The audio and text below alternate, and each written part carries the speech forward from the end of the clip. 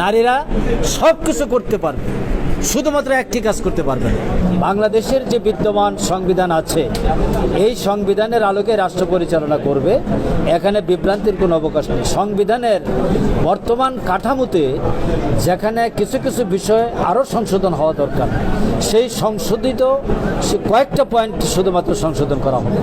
জুডিশিয়ারিতে কিছু system change করতে হবে, ইলেকশনে কিছু সিস্টেম চেঞ্জ করতে হবে, মানবাধিকারের যে বক্তব্য আছে দিস ইজ সাফিসিয়েন্ট।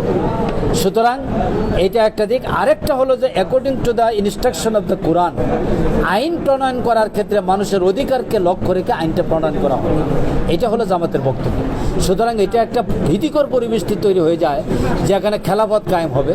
খেলাফত, হোয়াট ইজ খেলাফত? খেলাফত মিনস জনগণের নির্বাচিত প্রতিনিধির মাধ্যমে রাষ্ট্র পরিচালনা করা। তাহলে একটা কথা আছে যে মটর ভিত্তিতে সংবিধান আমাদের বানানো হয়েছে, 4টি মটু, আমরা সবাই সেগুলো জানি। সেখানে সেকুলারিজমের কথা বলা হয়েছে, ধর্মনিরপেক্ষতার কথা বলা হয়েছে। সেই বিষয়টি একীভূত কিভাবে হবে আপনাদের মটুর সাথে? আমরা প্রথম বলবো যে সেকুলারিজম, পৃথিবীর কোনো দেশে সেকুলারিজম, যে উদ্দেশ্যে সেকুলারিজম ব্যক্ত করা হয়েছিল সেই পারপাস কোথাও সার্ভ হয়নি। বাংলাদেশে সংবিধান সংশোধন করার ক্ষেত্রে বিশেষ করে সেকুলারিজম, জামাত যদি ক্ষমতায় যায় তাহলে সেকুলারিজম সংবিধানে থাকবে না। এই ক্ষেত্রে জনমত তৈরি করেই জনগণকে ক্লিয়ার করা হবে যে সেকুলারিজমের অবস্থাটা কি। ভারতে সেকুলারিজম আছে, in the name of secularism সেখানে যারা সংখ্যায় কম তাদের উপর কি নির্যাতন আমরা দেখেছি।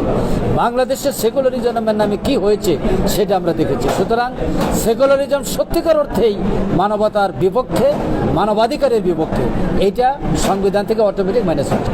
এবং শেষ প্রশ্ন, গণতন্ত্র থাকবে সেটা কিভাবে, মানে আপনাদের ইচ্ছাটা কি? গণতন্ত্র থাকবে government by the people, for the people, of the people, এইভাবে গণতন্ত্র থাকবে। গণতন্ত্রে সবাই কথা বলবেন, সবাই রাজনীতি করবেন, মত প্রকাশ করবেন, শুধুমাত্র কেউ ক্রাইম করতে পারবেন না। ক্রিমিনাল এবং ক্রাইম যদি কেউ করেন তার বিরুদ্ধে আইনানুগ ব্যবস্থা নেওয়া হবে। This is democracy. ধন্যবাদ আপনাকে। ছড়িয়ে পড়েছে যেটা হচ্ছে যে জামাত ক্ষমতায় আসলে নারীদেরকে ঘর থেকে বের হতে দেওয়া হবে, একেবারে অ্যাবসলিউটলি অসত্য কথা, মিথ্যা কথা এবং বিভ্রান্তিকর কথা। জামাত ইসলামী ক্ষমতায় আসলে, পার্লামেন্টে জামাত যখন 2091-এ গেল, 18 জন এমপি ছিলেন। জামাতের আদরও 2 জন মহিলা এমপি ছিলেন। তারা পার্লামেন্টে গিয়েছেন, মহিলারা স্বাচ্ছন্দ্যে কথা বলেছে, কোনো অবস্টাকল, কোনো প্রতিবন্ধকতা তৈরি করা হয় নাই।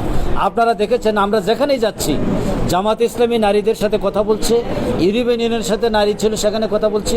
আমরা কোনো ঘর থেকে বের হইতে দেওয়া হবে না এরকম আকার ইঙ্গিতে কোনো ইঙ্গিত কোথাও দেওয়া হয়নি। নারীরা সব কিছু করতে পারবে, শুধুমাত্র একটি কাজ করতে পারবে না, সেই কাজটা হলো মসজিদের ইমাম হইতে পারবে। কারণ ইমামতি শুধুমাত্র পুরুষদের জন্য নির্ধারিত। নারীরা পাইলট হবে, ডাক্তার হবে, সার্জেন্ট হবে, পুলিশ অফিসার হবে, সেনা কর্মকর্তা হবে, সব কিছু হবে, কোনো বাধা নাই। প্রফেশনাল এথিক্স অনুযায়ী তারা তাদের দায়িত্ব পালন করবে।